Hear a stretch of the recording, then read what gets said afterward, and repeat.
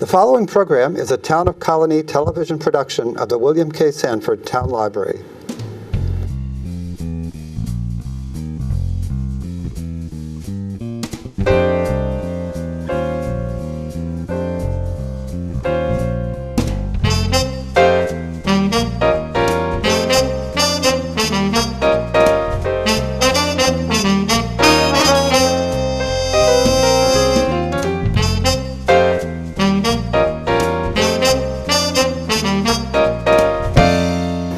Welcome to Getting to Know You on Colonie TV. Today we're focusing on craft beverages in the Capital District.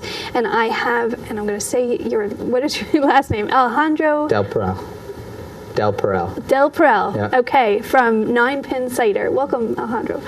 Thanks for having me. Oh, happy to have you. Yeah. We were talking briefly before we started about, Nine Pin feels like it's been around for a long time, but really it's only been, what, 3 years? Yeah, so we first got into our warehouse in the summer of 2013. Okay. And, cider making is a winemaking process. So just like wine, you can make a bunch of cider we were making cider in the fall of 2013, but the cider needs to age before it's sold, packaged, and consumed. So we actually didn't sell our first batch of cider until the end of February in 2014. Okay. So really, we just had our third year anniversary of our sales, but I've been in that warehouse making cider and doing the business hustle since the summer of 2013. Yeah, and probably before that, kind of trying out different things and trying to figure out what your product line was going to be, and so a lot of thought and energy going into it prior to that. Yeah, there was about, I would say, a good year and a half of like intensive planning and having conversations with orchards about sourcing fruit and that kind of thing. Also went into getting to essentially the starting line to when we had our grand opening. So. But you have a great brand, and it's totally well known. I mean, it's something, when people, I'm an enjoyer of craft beverages, and when I think about cider, Nine Pin definitely comes to mind. You've been real active at some of the local festivals and that kind of stuff too. Yeah, right? It's funny to think about it as being well known, because if you think about craft beverages in the grand scheme of things, nationally, we're less than 1% of the market in terms of alcohol sold. Like, I heard a stat the other day about on Super Bowl Sunday that Americans consumed like 325 million gallons of beer. Yeah. And that's more gallonage than hard cider is consumed in a whole year. And just so on one Sunday, people drink more beer than they drink cider in the whole year. Yeah. But what's really interesting, and which is I think humbling for me, and I think it's amazing, is that I think if you were to look at the Capital Region, that as a cider market in general, this is a prime area, and our brand plays a big role in creating a market for fermented apples in this area. Definitely, definitely. What made you decide to go in that direction? I mean, it really is based in like my initial interest in food systems and thinking about local food and where your food's grown. And at some point in my youth, I learned that New York State has the second biggest apple crop in the entire country. So there's a reason why people refer to it as the Big Apple. I mean, It's not just a funny name. It's actually linked to the agriculture. And not only do we have a huge apple crop in terms of volume, but the orchards in New York State grow more varieties of apples than any other state in the nation. And that's actually important in terms of quality, because it's really the types and quantities of varieties that you can incorporate into a hard cider really will translate into something that's of higher quality. So my interest in cider really is based on the fact that this area, the Capital Region, is in fact a dream area to be making fermented, to be fermenting apples. We have tons of apples to work with and tons of different varieties. That's so awesome. Really, the possibilities are pretty much endless here. Yeah. So it's like inspiration from the community. From the community, and the local agriculture. It's like, we have so many apples around here. It's like, well, we might as well be making booze out of it, So, might as well be making a product that people want, right? Right. Exactly. Now you have one. It's called Cider Monster. Yeah, the Cider Monster is So that actually is a cider that's only sold in our tasting room. Okay. And it is actually our sort of testament. I don't have a bottle with me here, but it's sort of our a cider we produce once a year, and it's our it's essentially our way of honoring New York's huge diversity of apples. Yeah. And so what we do is we source. We basically go to all our apple sources and get as many varieties of apples as we possibly can, and we also go out and we'll forage for wild apples. Awesome. And stuff that just we even take little apples from the crab apple tree that's in front of the cidery right there, so we get the urban Albany apples in there too. Nice. And we just blend them all during this big party we throw called the pressing party. We grind them all up, press them into juice, and we put it into one basically monster apple variety batch. Okay. And we produce it. We make it in sort of a traditional champagne method in terms of how it's the cider making method, and it's bone dry, super sparkling, and drinks in many ways like a brut champagne, but apples instead of grapes. Nice. And it's delicious and special, and we've made it. We've actually have 3 different vintages of it at this point. Excellent. We've got 2014, 15. We just made one this year, which is not released yet, but. And you referred champagne. There is kind of a crossover in terms of the process, right? Right. Of making cider, and specifically that kind of cider. Right. Talk a little bit more about how those things go together. All right. So wine is because of the way we package cider. We keg it, we can it, we bottle it too, but for the most part, our packaging resembles beer. Yeah. And so a lot of people really associate it with that. And the alcohol content is like Similar. It's sort of so people refer to us as brewers all the time and that kind of stuff, but the process is identical to making wine. It's essentially, when you make a wine, you take grapes, you press that into juice, and then you ferment that and age it, and then sell it. And cider is the exact same thing, except instead of grapes, you're using apples. Right. So because our process is winemaking, we can apply all of those winemaking techniques, like making champagnes or making all that. We can apply that to the apples, and so those methods become available to us.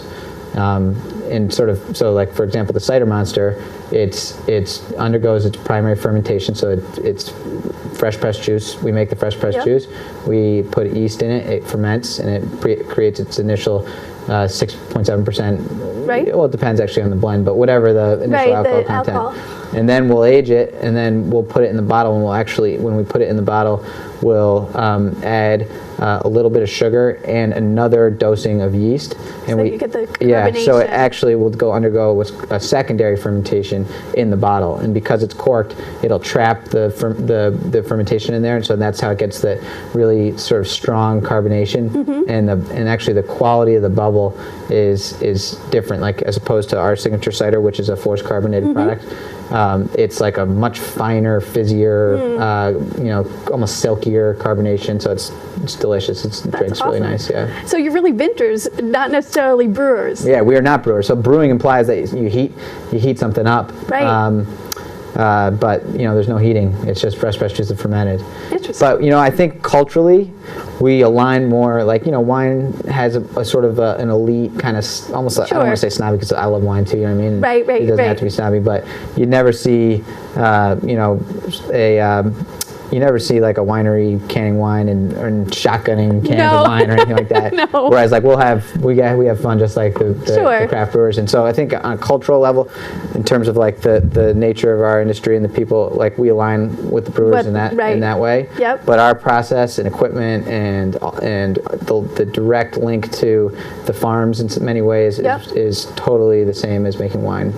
That's so cool. Talk about your direct link to the farms, and when John was here from Albany Distillery, we were talking about, really all the ancillary services that come up and all the connections with farms and the coopers and the malters. How does that work in terms of cider? Yeah. So like I said, we were in our building in the summer of 2013, and in fact that first harvest in the fall of 2013, we were producing cider under what was called a cider producer license. Okay. Because at that time, specific farm class licensing didn't exist for cideries because we're such a new category. Well, an old but new category. I was going to say, It's sort of, it's a new take on an old category, right? Yeah, there you go. I'm going to use that, by the way. There you go. Yeah, that's great. My pleasure. You're welcome. So anyways, the governor, though, in the late fall of 2013, Governor Cuomo signed into effect the Farm Cidery law, which created the Farm Cidery license, which has a stipulation you have to make your ciders out of 100% New York apples or pears. Okay. So New York palm fruits, which isn't really a stipulation because we have so many apples and pears anyways. It doesn't really make it difficult at all. Right. But we actually applied and got the first farm cidery license in the state, and we were licensed in February of 2014. And so our license requires us to source all of our ingredients from a New York State farm, New York State agriculture. Wow. And I know that in the brewing world and in the distilling world, where they're using a lot of grains, it's a certain percentage. It's a percentage, right? Yeah. But in the cider world, and farm ciders are unique. It's only the farm cidery license that has this. It's 100%. We are not, by law, not allowed to go outside of the state. Okay. And we would have done that anyways because that was sort of our company's mission from the beginning. Yeah. And the other thing that's is that even from a business standpoint, sometimes you put this sort of requirement and it's kind of you have to pay a little more or whatever for the juice. But even from a business standpoint, it wouldn't be cheaper for us to source. The only thing that would be cheaper would be maybe sourcing apple juice concentrate from China or something like that. But then you're producing a super low quality whatever, so it's not. That's a mass-produced cider method. Yeah.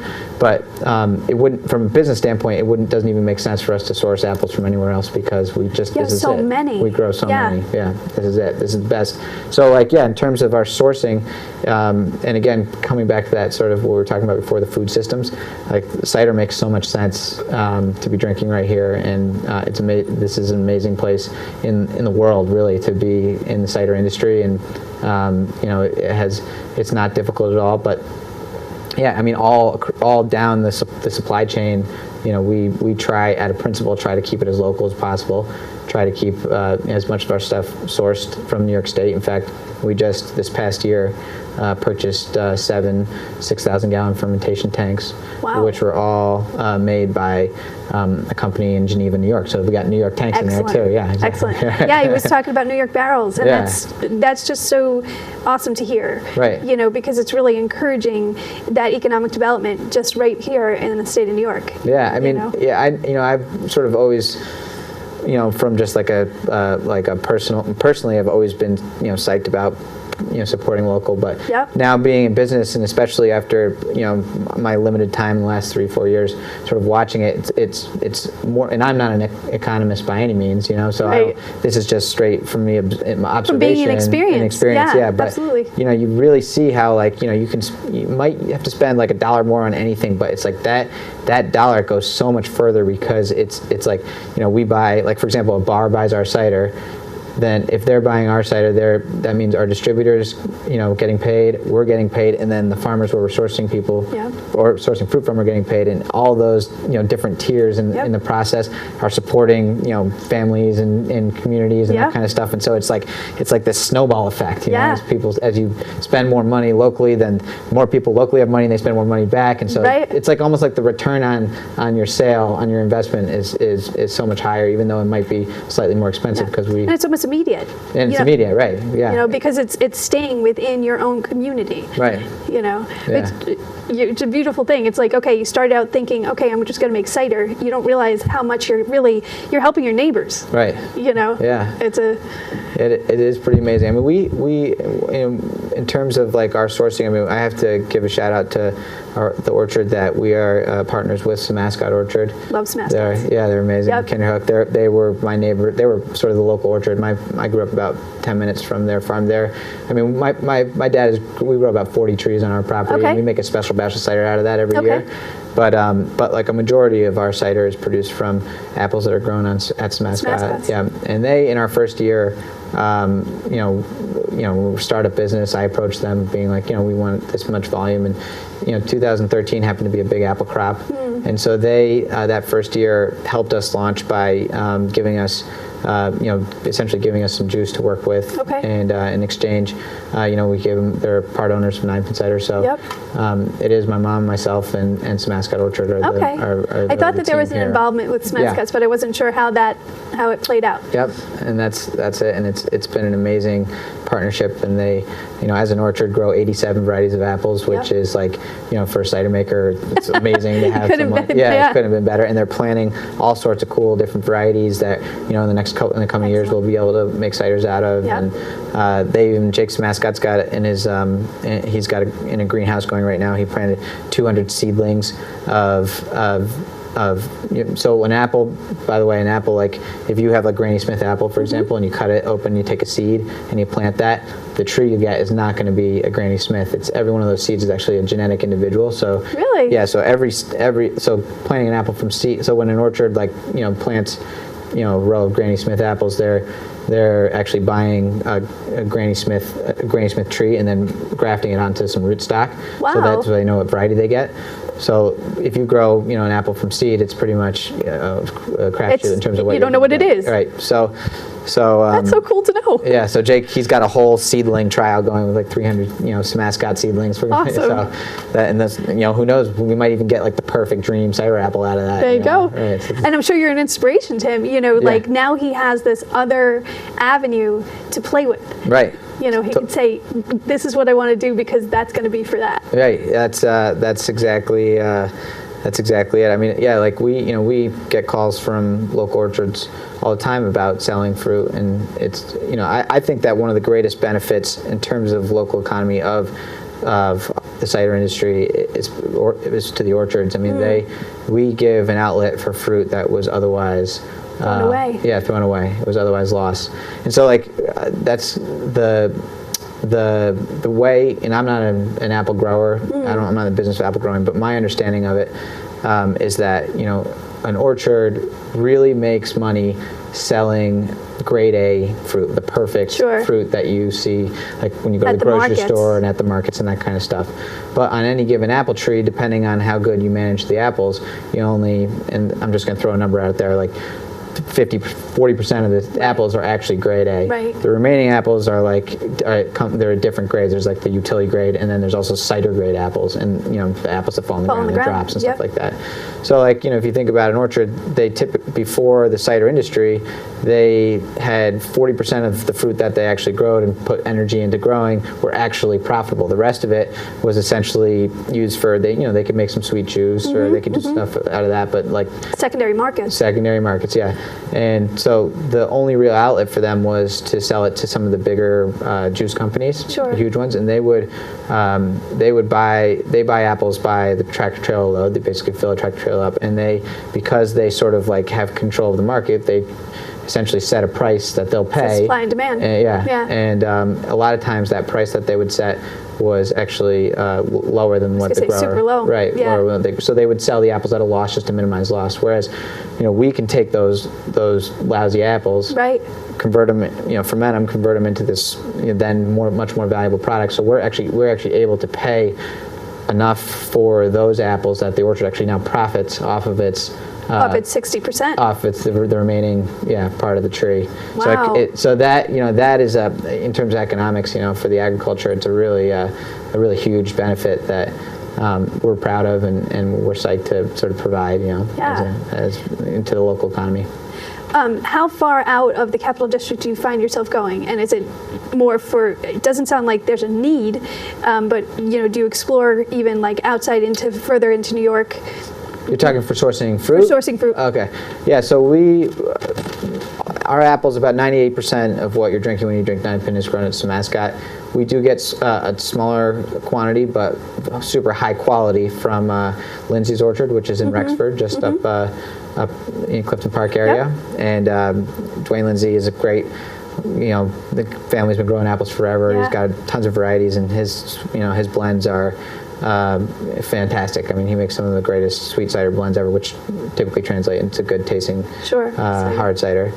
We source smaller quantities from an orchard in Johnstown, Rogers Family Orchard. Okay. And we make a bunch of co-fermented ciders where we'll ferment the apples with other fruits, and we'll do blueberries, raspberries. strawberries. And so in terms of as far out as we go, there's a farm south of Syracuse called Fantasy Fruit Farm. Okay. And we'll get a lot of our blueberries and strawberries from them. We also get raspberries from Yonder Farms, which is another right local. up, Greenwich. Yep. But so like, it's amazing to think about that pretty much everything that goes into our ciders is sourced probably within 20 minutes of where we're sitting right now. Yeah, I was going to half say an like a hour, yeah. very small radius. Right. So like, yeah, in terms of any like relatively, we're small on a if you compare us to the beverage industry, but like as a manufacturer, like we process quite a bit, and to think of that all of that comes from within 25 minutes, down to the raw material. Yeah. Is I think pretty impressive. That is very impressive. And where are you distributing? So we sell across New York State and the city, and then we actually just recently opened up all of Massachusetts. Great. We have a smaller distributor in the greater Boston area that we've been selling through for the last year, and then recently partnered with a great independent brewery in Western Massachusetts called Berkshire Brewing Company, who have over the last 25 years developed their own distribution network. They have their own trucks, their own thing. So we're selling basically through their distribution network, the Berkshire Brewing Company's distribution network. And it kind of stays true to our mission, which is always about working with small independent, companies and that kind of thing. And so anyways, now people are drinking New York apples in Massachusetts. Excellent. Yeah. Excellent. I was going to say, I'm sure it's not going to be too long until other states are clamoring for it. Yeah, you know what? You'd be surprised. Like, obviously, people are, the demand is there, but it's our, we have to got to be cautious about spreading out True, yeah, absolutely. Too far. And as a small business too, you have to be true to your size and your ability to maintain the quality in the market. Right, totally. I mean, that's always the number one priority for us is maintaining the quality, and also making sure that our immediate community here in the capital region is fully satisfied. We don't want to send in cider to Boston and then not have nothing for people here. So we would be mad. Right. Definitely. Talk to me about the Craft Beverage Trail and your involvement in the trail. The Capital Craft Beverage Trail is an amazing new organization that myself, the Albany Distilling Company, Druthers, and C.H. Evans actually started in the summer of 2015. We sort of like had this moment where like we have this super unique situation where we literally have a walkable trail on Broadway in Albany where you can stumble even if it gets there, but that's what has to happen without driving. Go to two breweries, a cidery and a distillery. And we realized that we had that, and we just wanted to sort of organize ourselves and figure out a way that we could potentially, market it and sort of in a package, explain to people that that there's this walkable trail right in Albany. And then we, after sort of getting that sort of off the ground, we threw an event called Drink Albany. Just to sort of launch it, we realized that as a cohort that small, four producers, we really don't have as much leverage as we could if we brought in more producers, and so we decided to open it up to the whole capital region. And now it's we're about to have our second big event of this year. It's 17 different producers. Wow. All basically out of Troy, Schenectady, Albany, and Saratoga, and Chatham. Chatham Brewery. Yep. And it's really an amazing organization. It's so much fun. Like you talk about great people to work with. Yeah. Everyone's positive about it and in it for having fun, and it's got some legs. It's going to be a community of passion. It's a community of passion, and people are willing to sort of go out of their way to make it work. And we're all sort of invested in for the same reasons. We're all traditionally the alcohol producers were sort of central in the community and that kind of stuff, and so for us to organize and be able to market the whole area it's more powerful than each company individually, and so It's great. How do people access the trail? Is there an app? Is it online? There is a Facebook page, Okay. which is sort of the best way to keep up to date on the sort of the activities we're doing, and we have lots of plans about an app and that kind of stuff, Sure. which will be coming very soon. But we're currently working on a sort of an event to help. We're still sort of in the gathering funds kind of stage. And the event is in Schenectady on April 15th. It's called Drink Schenectady. Okay. And it's essentially an all-local craft beverage celebration is sort of how we describe it. And it's it's early bird, $35. You come in, you can sample for 4 hours of all the different producers, wine, cider, beer, and then there's a specialty cocktail lounge for a VIP section where the distillers are going to be. And we got some great live music. We've partnered with WQX on bringing in some cool bands to sort of lay the atmosphere, give the ambiance. So that's happening on April 15th. And it's the first the second in a series of these events that we're doing and over the course of 2017 here, that to get us to a point where we're going to apply for some state some state funding, state fundings to help market the trail, and that's when the app hopefully will come in and that kind of stuff. Right? Yeah. So it's very initial. It's its own thing, but it's exciting, and you can tell when something has got some energy, got some legs, Absolutely. and this is something. So it's going to be exciting. Yep. So we're going to wrap up, but I really appreciate your time today, and I'll definitely have to have you back and maybe together with John and some other the trail participants, and we'll talk more about the trail specifically. It'd be great. Are we allowed to drink in here? We are not allowed to drink in here, unfortunately. You really want us to talk. You should have we really have to talk, not drink, but that would be awesome. Yeah, that would be. We're working on that. All right, yeah. So, but Alejandro, thank you so much for coming today. Appreciate it. Yeah, thanks for having me. Appreciate Excellent. it. Yeah.